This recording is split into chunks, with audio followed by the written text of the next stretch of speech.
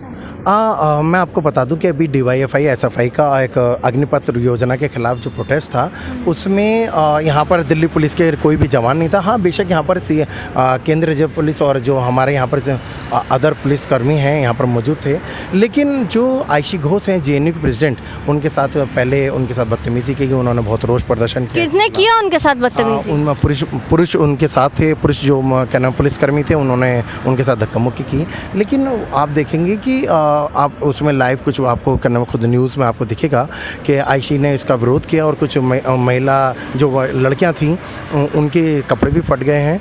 तो तभी एक पुलिसकर्मी ने कहा कि मेरे नाखून मारे, जबकि ऐसा कुछ नहीं था। उसकी जींस फाड़ दी गई और आयशी गौर और जो DYFI के जो राष्ट्रीय अध्यक्ष हैं AA रहीम, उनके साथ मारपिटाई की गई, उनके लात घूंसे मारे गए। और ये बहुत शर्मनाक है जब युवा अपनी बातों को लेकर, जब युवा अपनी मांगों को लेकर अगर कोई चीज़ का विरोध कर रहा है, देशव्यापी अगर कोई विरोध कर रहा है, तो ऐसी कौन सी स्कीम है जो सरकार की समझ में आती है, नौजवानों की नहीं।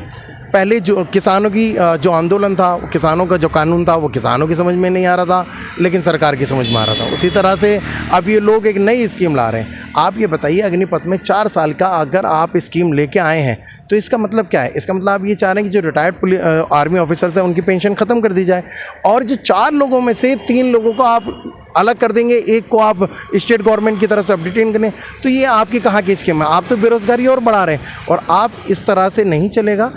DYFI और SFI इसका पूरा खंडन करता है, इसका विरोध करता है। और आज जो मारपिटाई की गई जो छात्रों के साथ रोष प्रदर्शन के दौरान उनके साथ जोर जबरदस्ती की गई, उसके खिलाफ हम पुरजोर विरोध करते हैं। धन्यवाद। तो देखिए, वैसे तो कहा जाता है कि देश में डेमोक्रेसी है, लोकतंत्र है, और जब कोई छात्र अपना किसी सरकार की किसी स्कीम का प्रोटेस्ट करते हैं, उसका विरोध करते हैं, तो उनके साथ ऐसी हरकतें की जाती है। ये कहाँ की डेमोक्रेसी है?